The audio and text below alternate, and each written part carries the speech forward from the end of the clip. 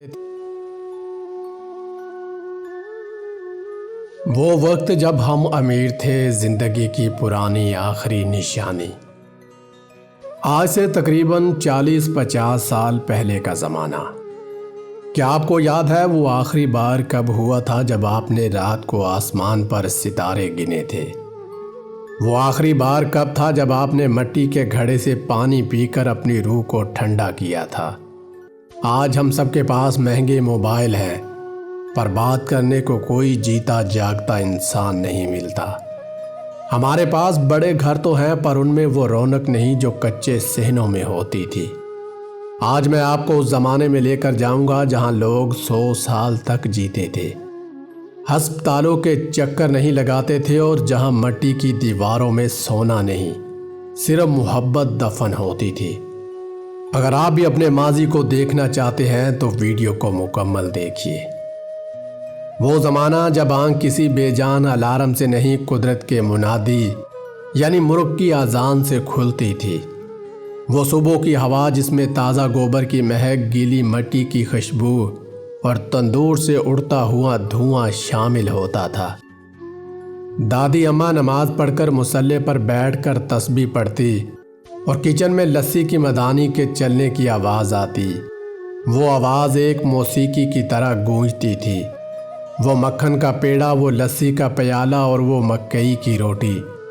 آج کے پیزا اور برگر اس لذت کا مقابلہ نہیں کر سکتے۔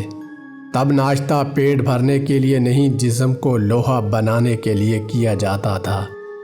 لوگ سورج نکلنے سے پہلے اپنے کاموں پر ہوتے تھے، اس لیے ان کے جسموں میں تھکن نہیں بلکہ بجلی دوڑتی تھی۔ نانی کا گھر صرف ایک گھر نہیں تھا، وہ ایک پناہ گاہ تھی۔ جب ماں سے ڈانٹ پڑتی تو نانی کی گود یاد آتی تھی۔ وہ گرمیوں کی دوپہر جب لو چلتی تھی لیکن کمروں کے اندر ٹھنڈک ہوتی تھی، کیونکہ وہ دیواریں خلوص اور گارے سے بنی تھی۔ کسی کے پاس اے سی نہیں تھا، مگر کسی کو گرمی بھی نہیں لگتی تھی۔ نانی کا وہ پرانا ٹرنک جس میں سے کبھی الائچی والی ٹافیاں نکلتی تو کبھی پرانے کپڑوں کی مہک، وہ صحن میں رات کو بچھنے والی لمبی قطاروں میں چارپائیاں، آسمان کی طرف منہ کر کے سونا، اور کہکشاں کو دیکھ کر یہ سوچنا کہ اوپر کی دنیا کیسی ہوگی۔ آج ہم اے سی کے نیچے بھی بے چین زندگی جی رہے ہیں، تب ہم تپتی زمین پر بھی سکون سے سو جاتے تھے۔ وہ زمانہ بھی کیا زمانہ تھا جب بزرگ کنووں کا پانی پی کر 100 سال جیتے تھے، اس لیے نہیں کہ ان کے پاس دوائیاں تھیں، بلکہ اس لیے کہ ان کے پاس زہر نہیں تھا۔ وہ چینی نہیں جانتے تھے، وہ گڑ کی ڈلی چوستے تھے جس میں گنے کا جگر ہوتا تھا۔ وہ کنووں کا پانی پیتے تھے جو زمین کی تہہ سے چھن کر آتا تھا، جس میں منرلز بھرپور ہوتی تھی۔ تب دودھ میں پانی نہیں، صرف پیار ملایا جاتا تھا۔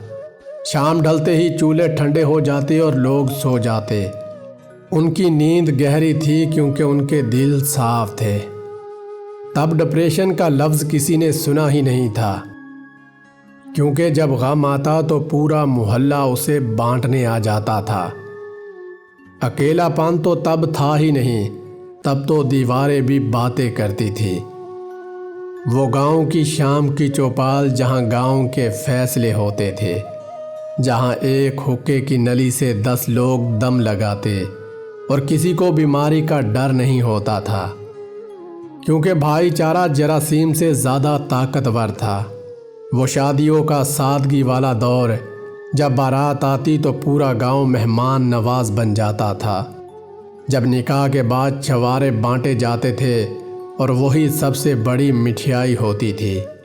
جب عید پر نئے کپڑوں سے زیادہ خوشی اس بات کی ہوتی تھی کہ آج سب مل کر سویاں کھائیں گے۔ وہ خط کا انتظار جب ڈاکیا گلی میں آتا تھا تو لگتا تھا جیسے کوئی فرشتہ آیا ہو۔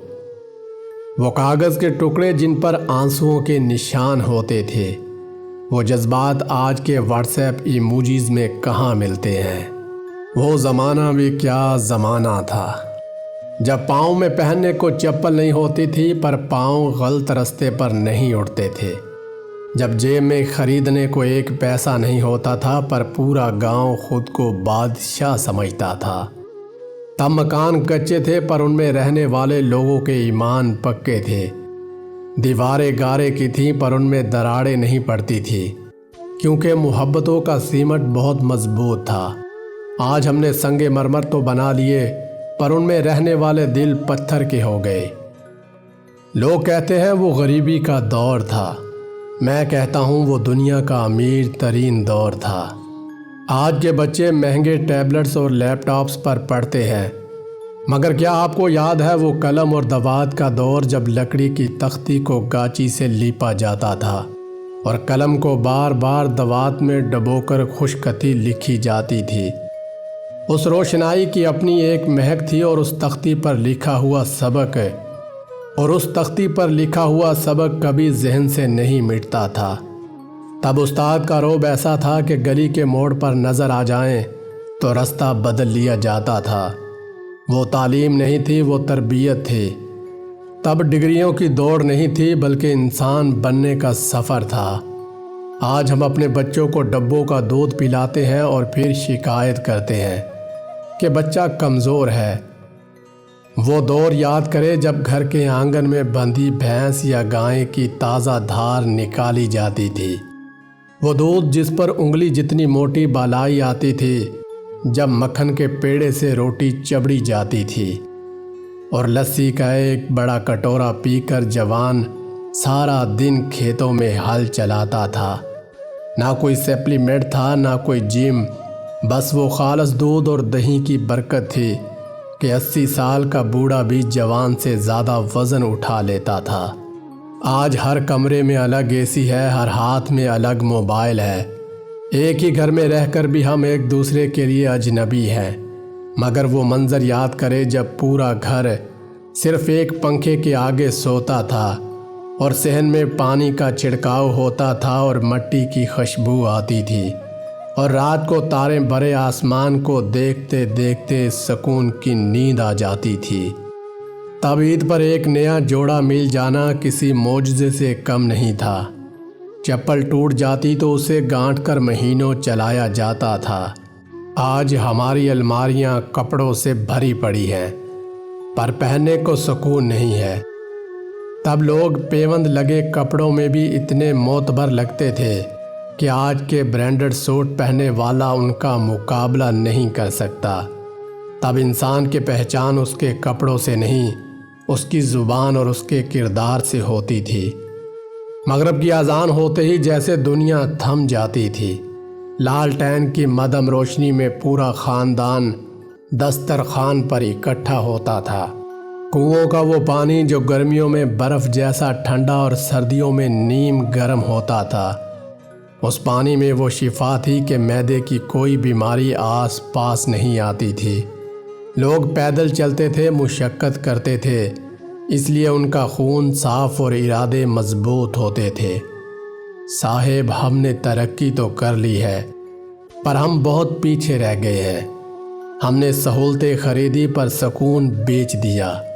آج ہم سب کے پاس سب کچھ ہے، بس وہ پرانا وقت نہیں ہے۔ اگر آپ کی آنکھوں میں بھی یہ سب سن کر ایک آنسو آیا ہے تو اپنے کسی پرانے رشتہ دار کو فون کریں، اپنے بزرگ کے پاس بیٹھیں اور ان سے وہ کہانیاں دوبارہ سنیں، اس سے پہلے کہ وہ آوازیں ہمیشہ کے لیے خاموش ہو جائیں۔ ناظرین، اگر آپ کو ہماری یہ کاوش پسند آئی ہو تو ہماری ویڈیو کو لائک ضرور کریں، اور مزید ایسی ویڈیوز کے لیے ہمارے چینل کو سبسکرائب کرنا مت بھولیے۔